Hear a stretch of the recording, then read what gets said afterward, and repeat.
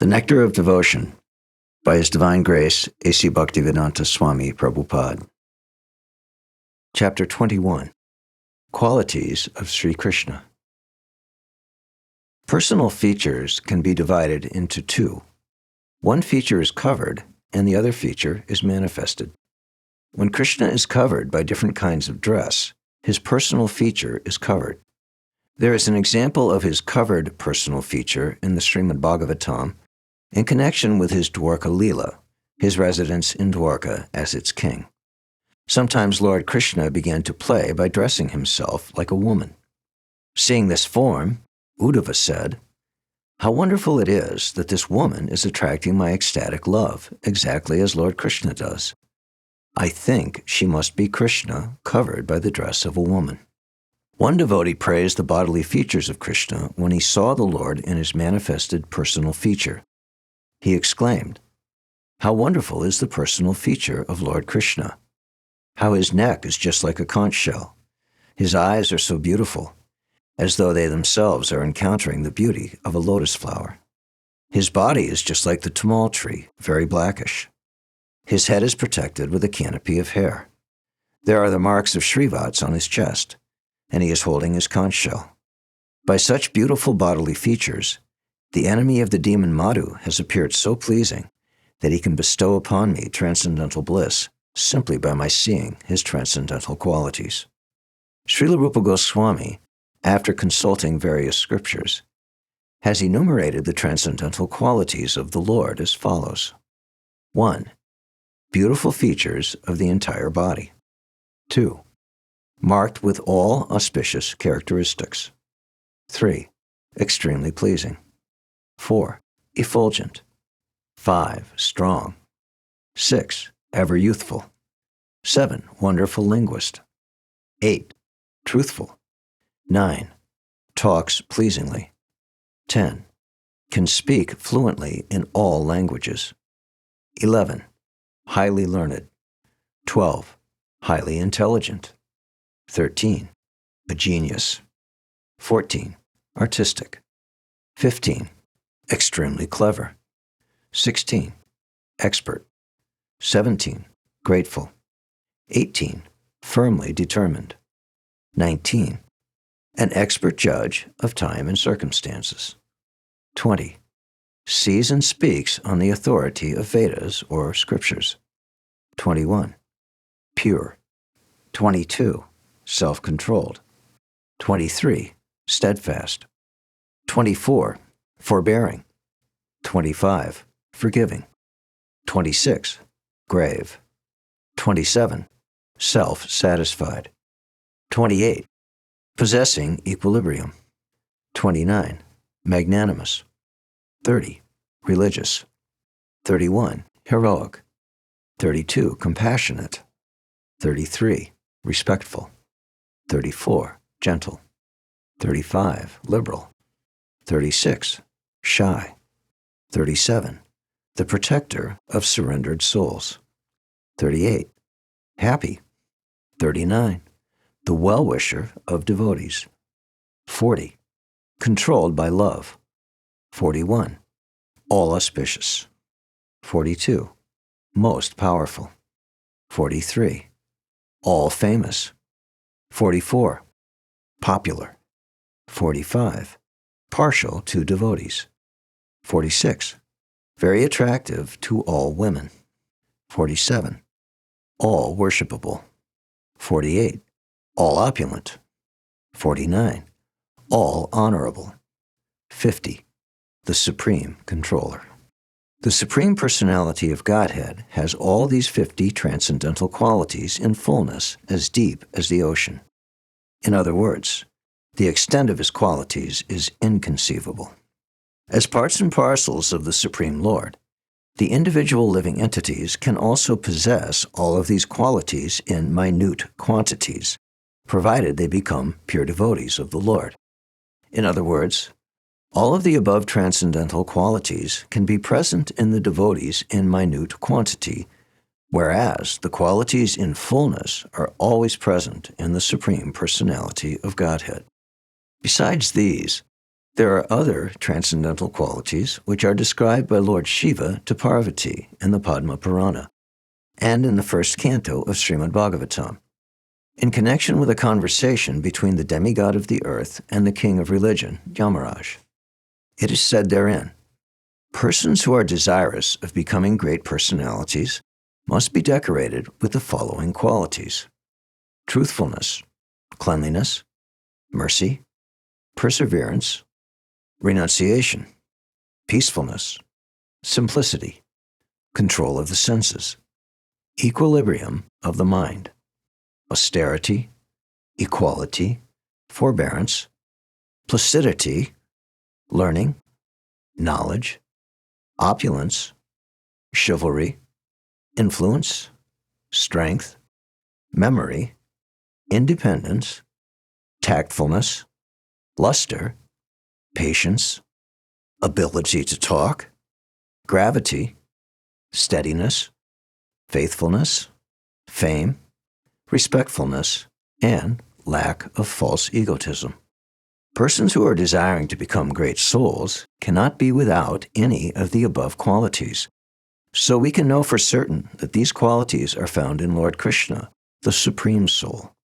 Besides all the above-mentioned 50 qualities, Lord Krishna possesses 5 more, which are sometimes partially manifested in the persons of Lord Brahma or Lord Shiva. These transcendental qualities are as follows: 51, changeless; 52, all-cognizant; 53, ever-fresh; 54, Satchidananda, possessing an eternal, blissful body; 55, possessing all mystic perfection. Krishna also possesses 5 other qualities, which are manifest in the body of Narayan, and they are listed as follows. 56, he has inconceivable potency. 57, uncountable universes generate from his body. 58, he is the original source of all incarnations. 59, he is the giver of salvation to the enemies whom he kills. 60, he is the attractor of liberated souls. All these transcendental qualities are manifest wonderfully in the personal feature of Lord Krishna. Besides these 60 transcendental qualities, Krishna has 4 more, which are not manifest even in the Narayan form of Godhead, not to speak of the demigods or living entities. They are as follows. 61. He is the performer of wonderful varieties of pastimes, especially his childhood pastimes. 62. He can attract all living entities all over the universes by playing on his flute. 63. He is surrounded by devotees endowed with wonderful love of Godhead. 64. He has a wonderful excellence of beauty, which cannot be rivaled anywhere in the creation. Adding to the list these 4 exceptional qualities of Krishna, it is to be understood that the aggregate number of qualities of Krishna is 64. Srila Rupa Goswami has attempted to give evidences from various scriptures about all 64 qualities present in the person of the Supreme Lord. Any comparison of the different parts of the Lord's body to different material objects cannot factually be a complete comparison. Ordinary persons who cannot understand how exalted are the bodily features of the Lord are simply given a chance to understand by a material comparison. It is said that Krishna's face is as beautiful as the moon. His thighs are powerful, just like the trunks of elephants. His arms are just like 2 pillars. His palms are expanded like lotus flowers. His chest is just like a doorway. His hips are dens. In the middle of his body is a terrace. There are certain characteristics of different limbs which are considered to be very auspicious and are fully present in the body of the Lord.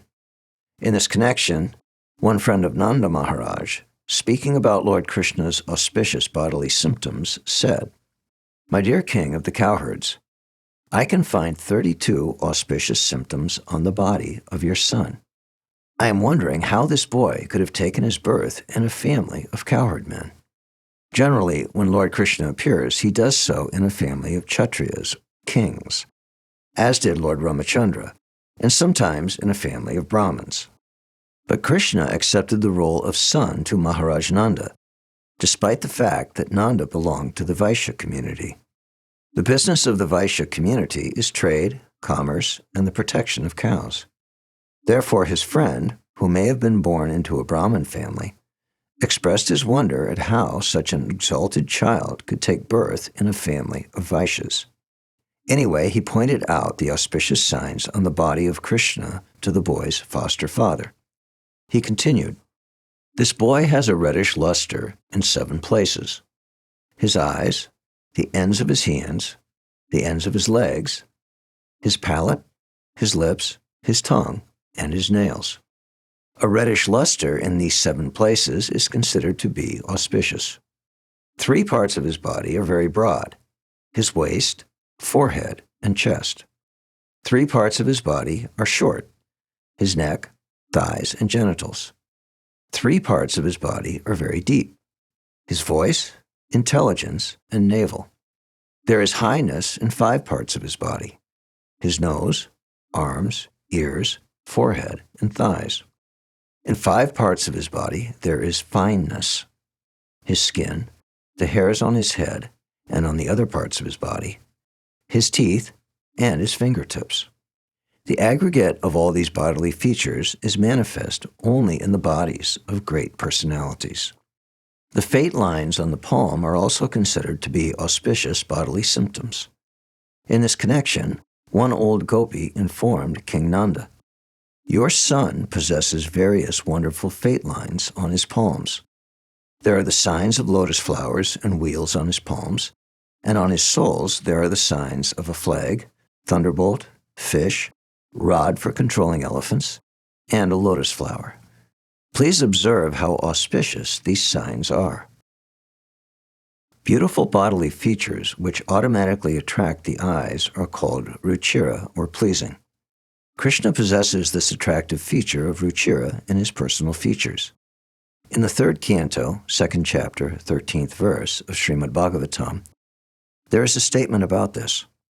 The Supreme Personality of Godhead, in his pleasing dress, appeared at the scene of the sacrificial arena when King Yudhisthira was performing the Rajasuya sacrifice.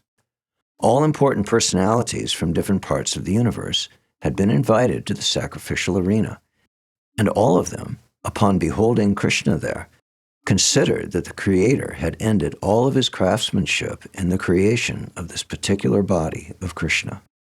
It is said that the transcendental body of Krishna resembles the lotus flower in 8 parts, namely his face, his 2 eyes, his 2 hands, his navel, and his 2 feet. The gopis and inhabitants of Vrindavan used to see the luster of lotus flowers everywhere, and they could hardly withdraw their eyes from such a vision.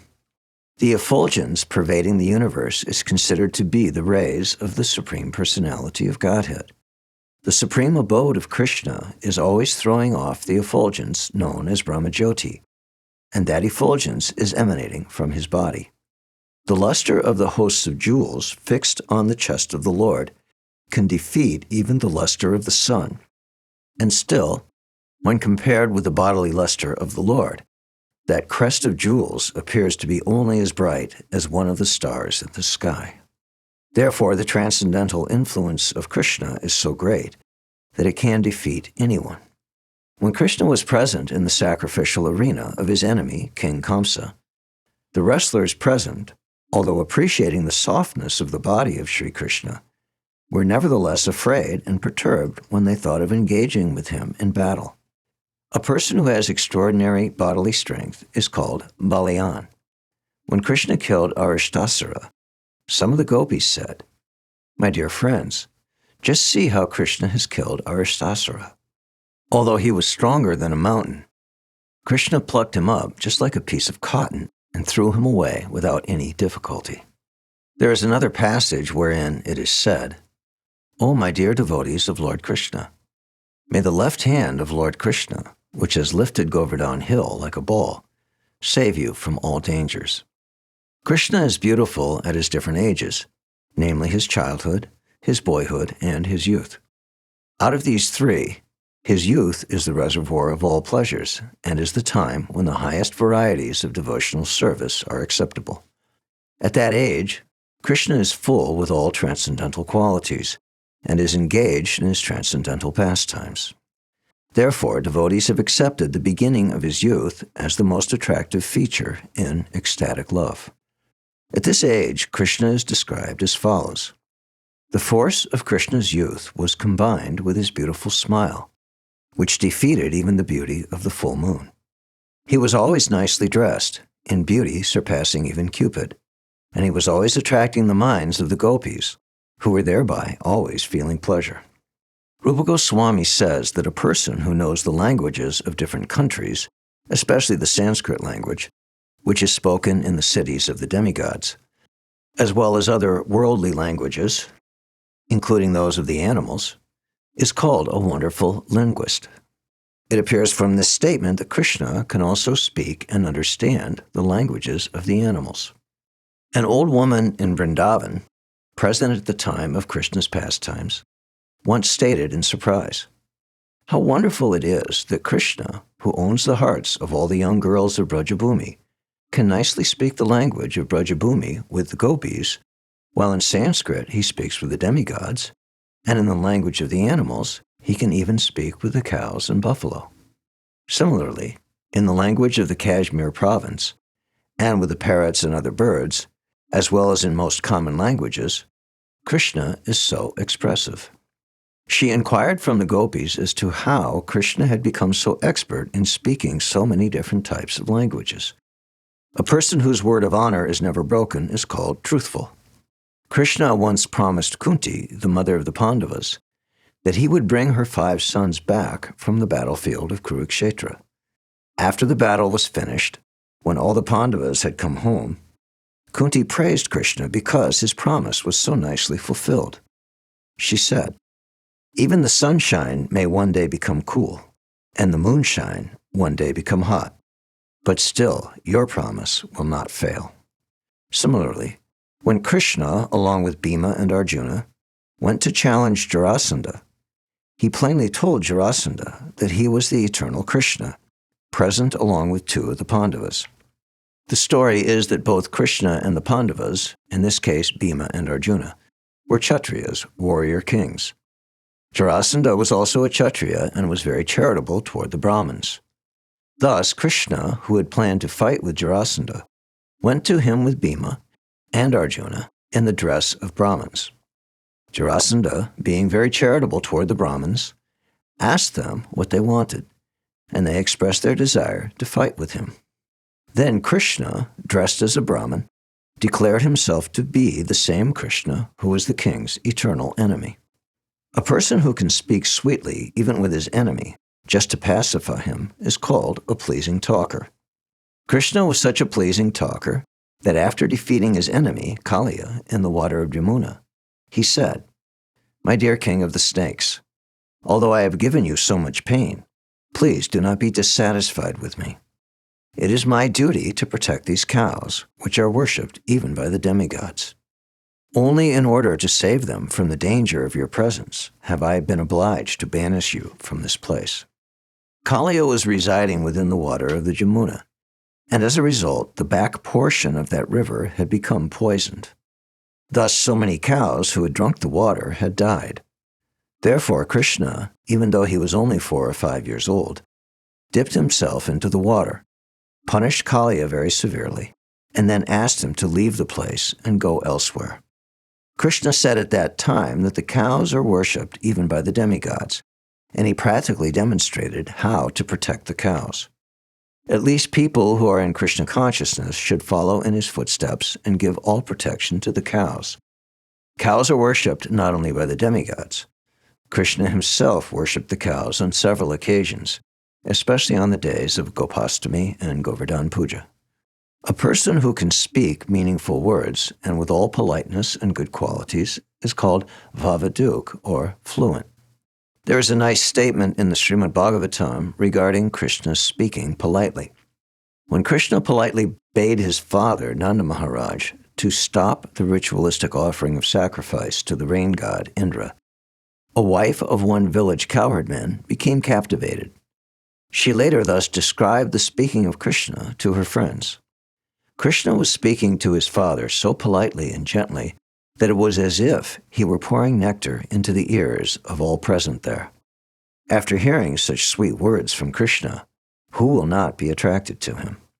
Krishna's speech, which contains all good qualities in the universe, is described in the following statement by Uddhava. The words of Krishna are so attractive that they can immediately change the heart of even his opponent. His words can immediately solve all of the questions and problems of the world. Although he does not speak very long, each and every word from his mouth contains volumes of meaning. These speeches of Krishna are very pleasing to my heart. When a person is highly educated and acts strictly on moral principles, he is called highly learned. A person conversant in different departments of knowledge is called educated, and because he acts on moral principles, he is called morally stout. Together, these two factors constitute learning. Krishna's receiving education from Sandipani Muni is described by Sri Narada Muni as follows. In the beginning, Lord Brahma and others are as clouds of evaporated water from the great ocean of Krishna. In other words, Brahma first received the Vedic education from Krishna, as the clouds receive water from the ocean. That Vedic education or instruction, which was spoken by Brahma to the world, was then reposed upon the mountain of Sandipani Muni.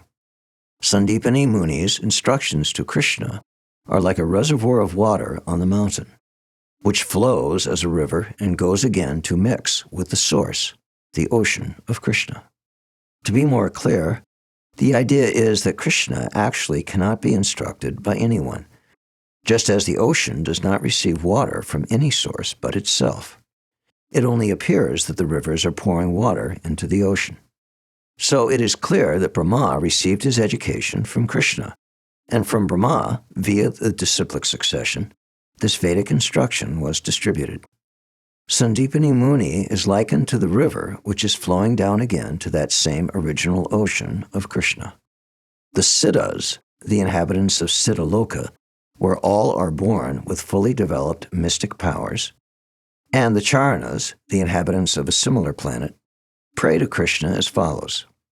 My Lord Govinda, the goddess of learning, who is decorated with 14 kinds of educational ornaments, whose intelligence is all-pervading within the 4 departments of the Vedas, whose attention is always on the law books given by great sages like Manu, and who is apparelled in 6 kinds of expert knowledge, namely Vedic evidence, grammar, astrology, rhetoric, vocabulary, and logic, and whose constant friends are the supplements of the Vedas and Puranas, decorated with the final conclusion of all education, has now acquired an opportunity to sit with you as a class friend in school, and she is now engaged in your service.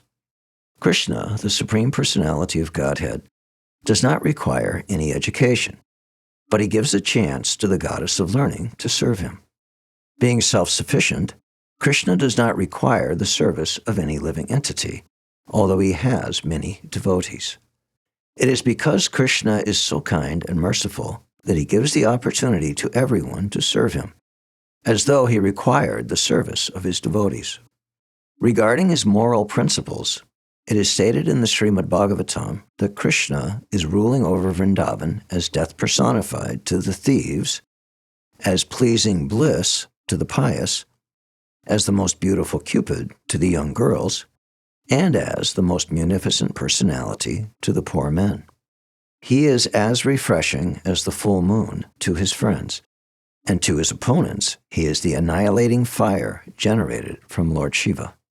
Krishna is therefore the most perfect moralist in his reciprocal dealings with different kinds of persons. When he is death personified to the thieves, it is not that he is without moral principles or that he is cruel. He is still kind, because to punish thieves with death is to exhibit the highest quality of moral principles. In the Bhagavad-gita also, Krishna says that he deals with different kinds of persons according to their dealings with him.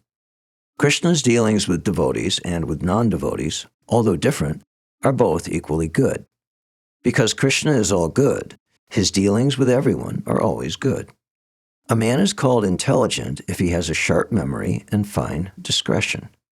As far as Krishna's memory is concerned, it is said that when he was studying in the school of Sandipani Muni in Avantipur, he showed such a sharp memory that by once taking instructions from the teacher, he immediately became perfect in any subject.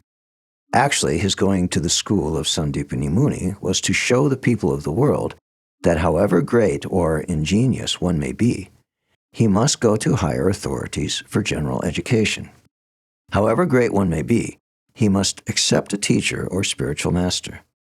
Krishna's fine discretion was exhibited when he was fighting with the untouchable king who attacked the city of Mathura.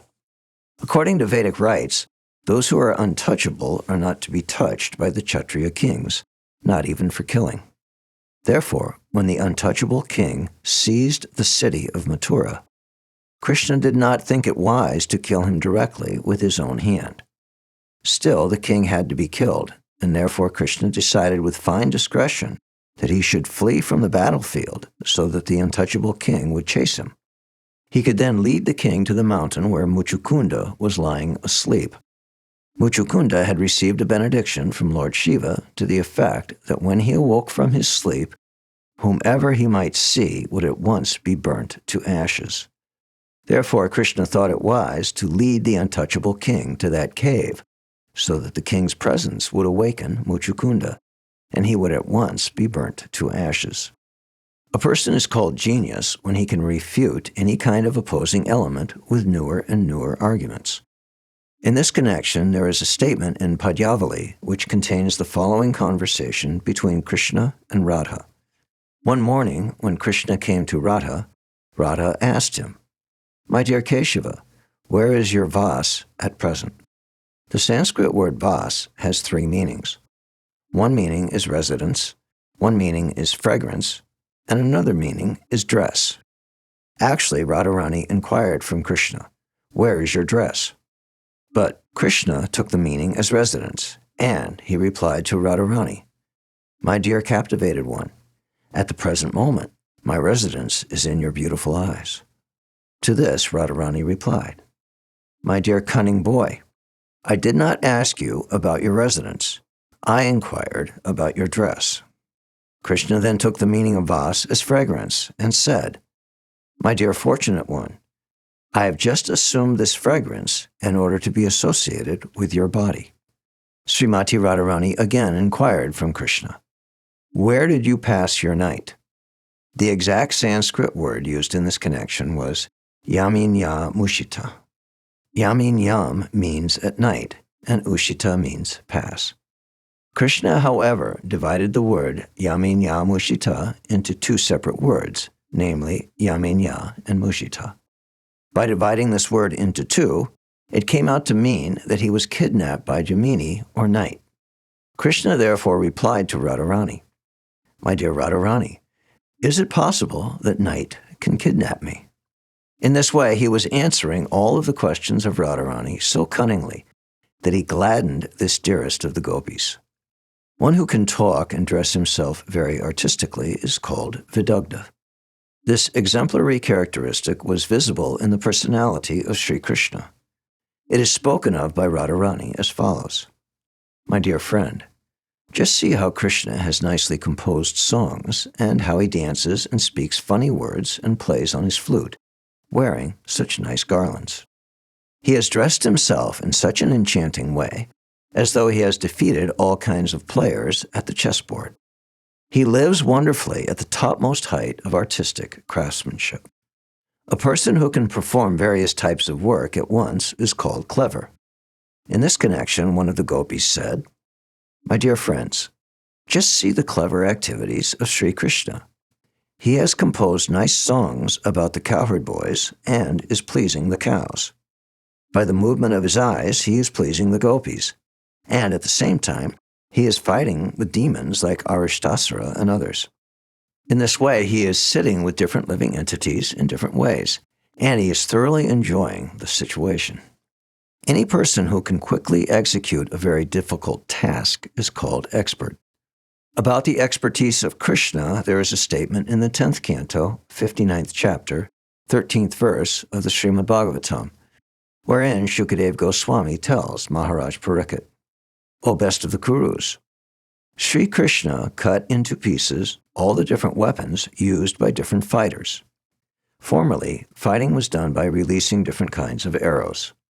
One party would release a certain arrow, and the other party had to defeat it by counteracting it with another arrow.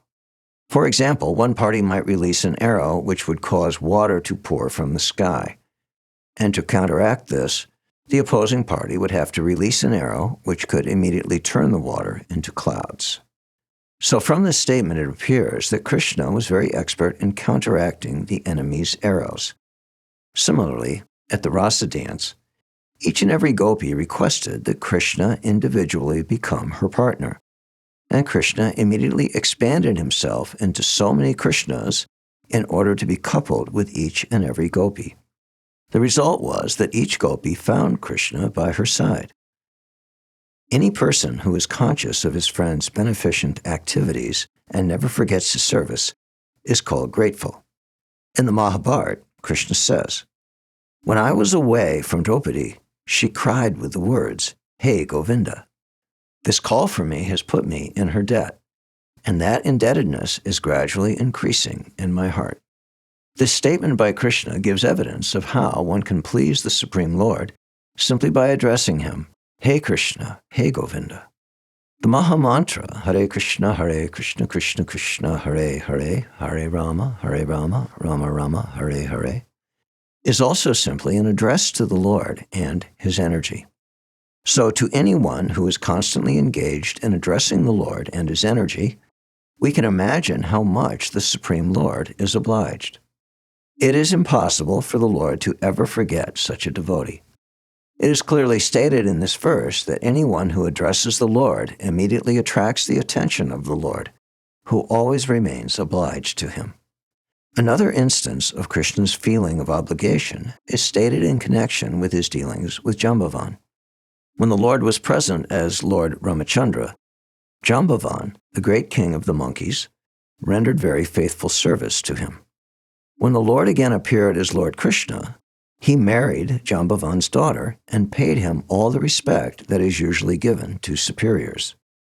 Any honest person is obliged to his friend if some service has been rendered unto him.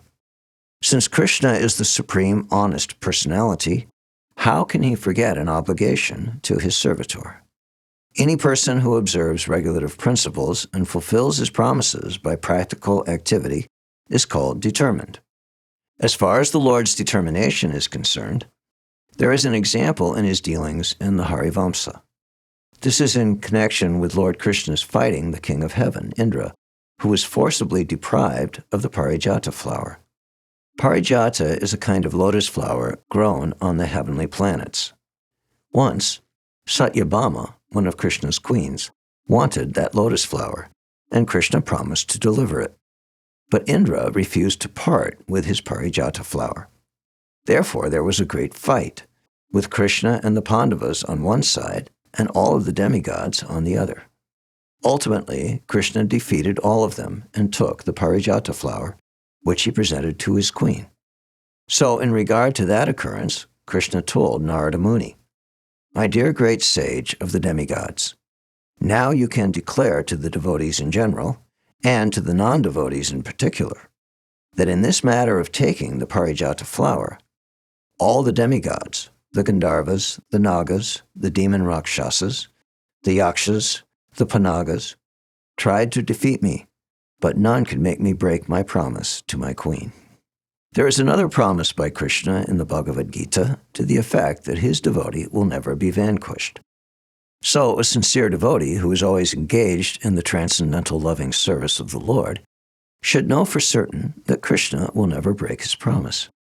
He will always protect his devotees in every circumstance.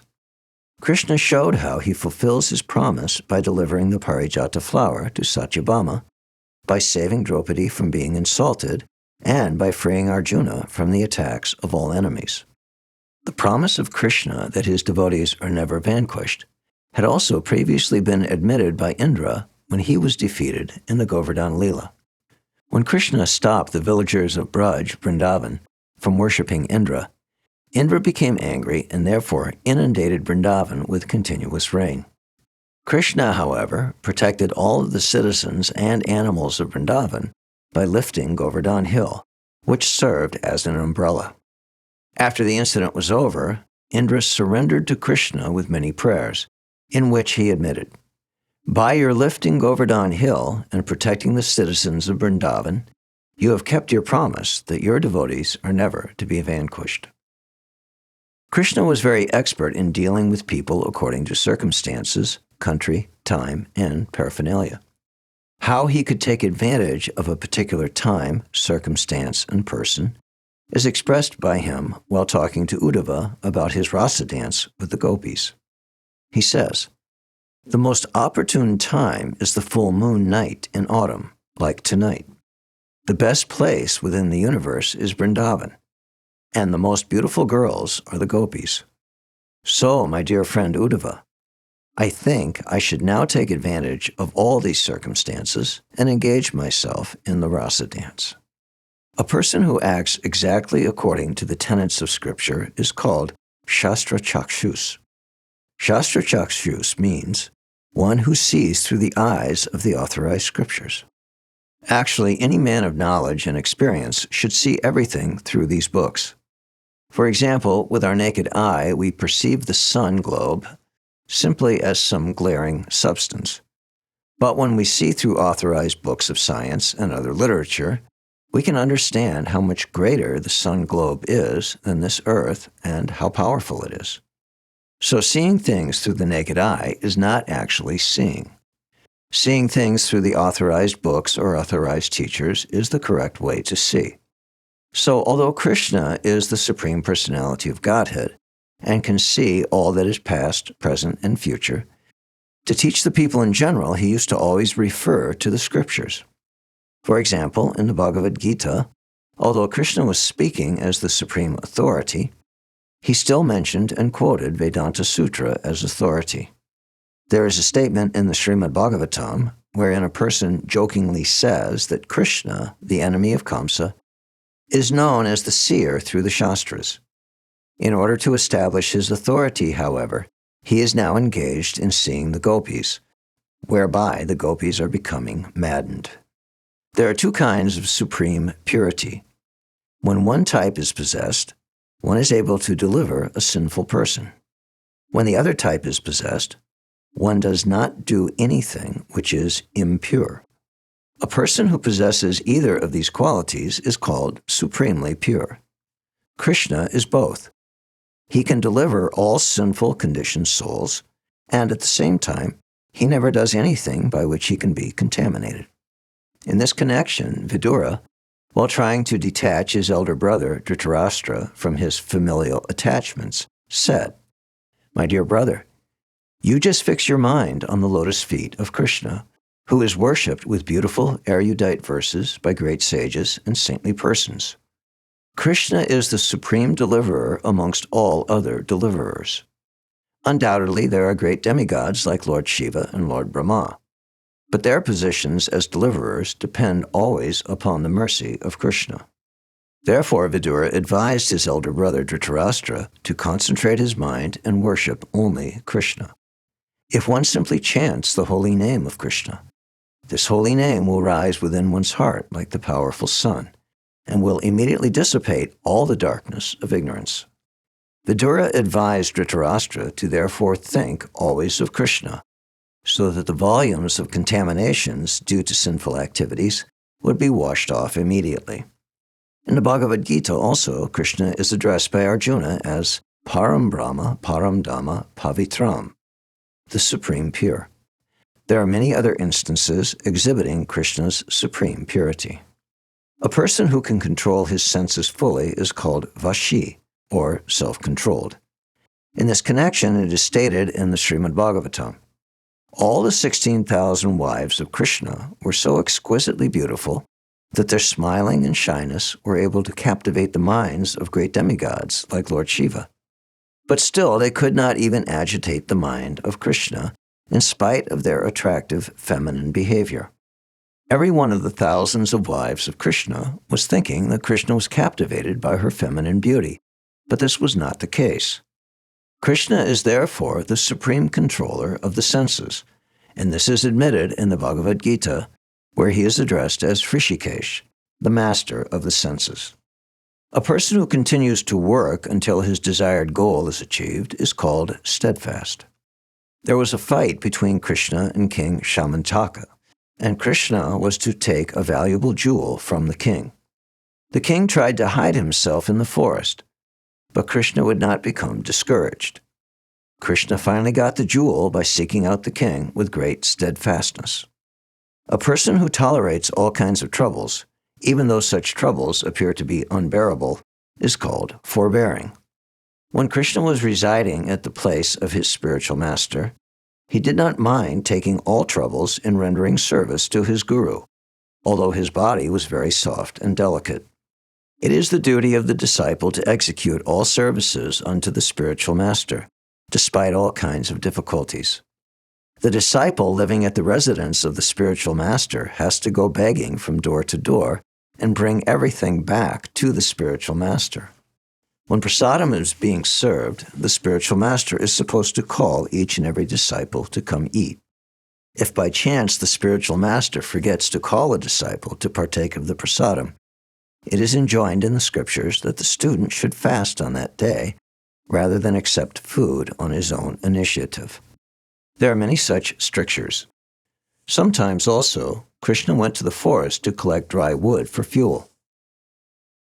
A person who can tolerate all kinds of offenses from the opposite party is known to be forgiving. Lord Krishna's forgiving quality is described in the Mahabharata in connection with his forbidding the killing of Shishupal. King Shishupal was the monarch of the Chedi kingdom, and although he happened to be a cousin of Krishna's, he was always envious of him. Whenever they would meet, Shishupal would try to insult Krishna and call him ill names as much as possible. In the arena of the Rajasuya sacrifice of Maharaj Yudhisthira, when Shishupal began to call Lord Krishna ill names, Krishna did not care and remained silent. Some of the people at the arena were prepared to kill Shishupal, but Krishna restricted them. He was so forgiving. It is said that when there is a thundering sound in the clouds, the mighty lion immediately replies with his thundering roar. But the lion doesn't care when all the foolish jackals begin to make their less important sounds. Sri Jamunacharya praises Krishna's power of forgiveness with the following statement.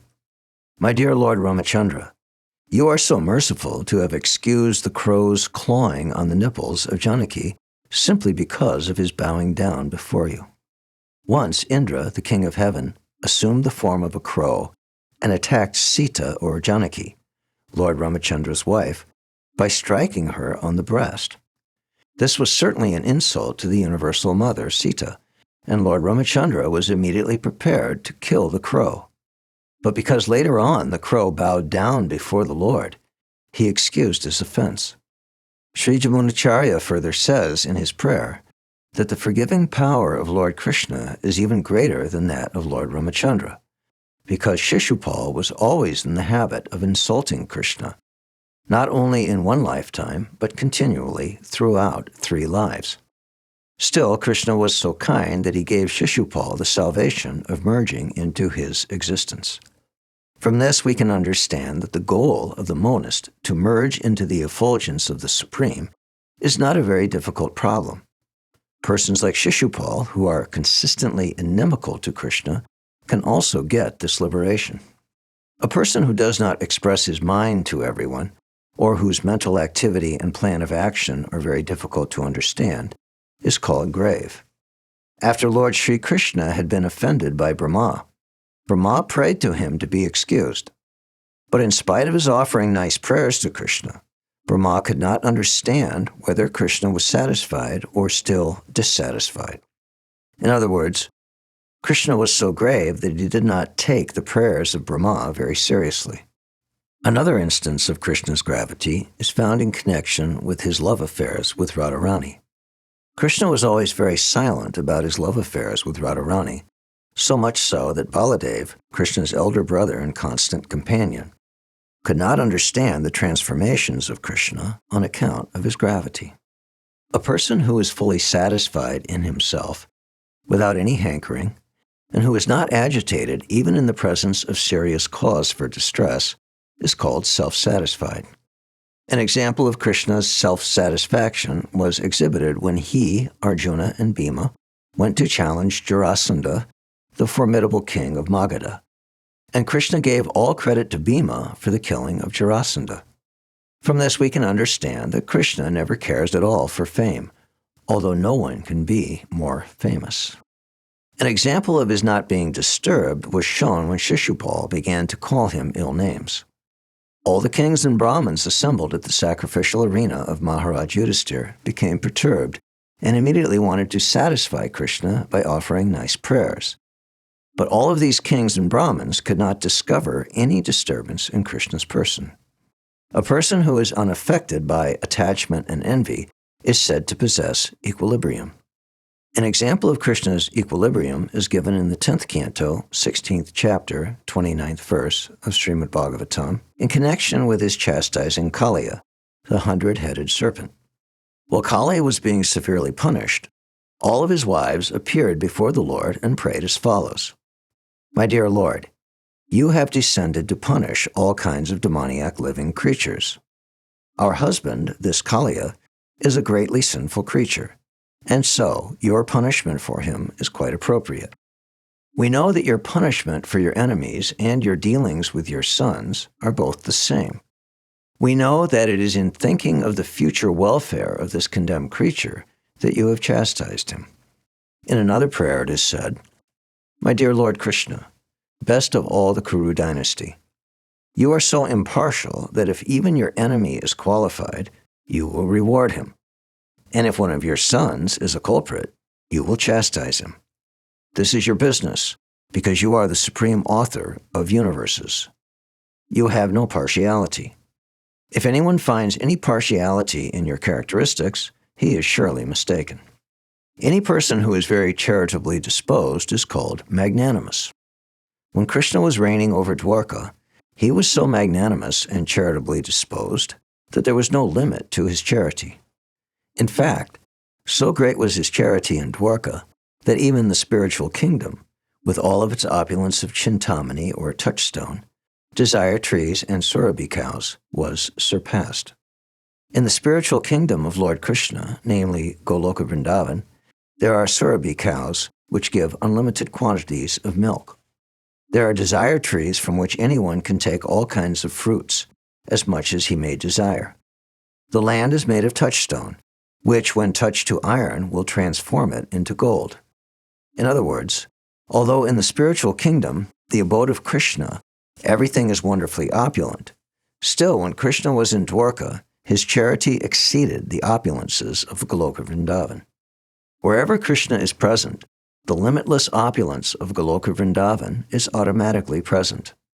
It is also stated that while Lord Krishna was living in Dwarka, he expanded himself into 16,108 forms, and each and every expansion resided in a palace with a queen. Not only was Krishna happily living with his queens in those palaces, but he was giving in charity from each palace an aggregate number of 13,054 cows, completely decorated with nice clothing and ornaments. From each of Krishna's 16,108 palaces, these cows were being given in charity by Krishna every day. No one can estimate the value of such a large number of cows given in charity, but that was the system of Krishna's daily affairs while he was reigning in Dwarka. A person who personally practices the tenets of religion as they are enjoined in the Shastras, and who also teaches others the same principles, is called religious. Simply professing a kind of faith is not a sign of religiousness. One must act according to the religious principles, and by his personal example, he should teach others. Such a person is to be understood as religious. When Krishna was present on this planet, there was no irreligion. In this connection, Narada Muni once addressed Krishna jokingly, "My dear Lord of the cowherd boys, your bulls are the representation of religion, while eating grass from the pasturing ground and moving on their four legs, have certainly eaten up all the grass of irreligion." In other words, by the grace of Krishna, Religious principles were so well cared for that hardly any irreligious activities could be found. It is said that because Krishna was constantly performing various types of sacrifices and was inviting the demigods from the higher planetary systems, the demigods were almost always absent from their consorts. Therefore, the wives of the demigods, regretting the absence of their husbands, began to pray for the appearance of Lord Buddha, the 9th incarnation of Krishna in the age of Kali.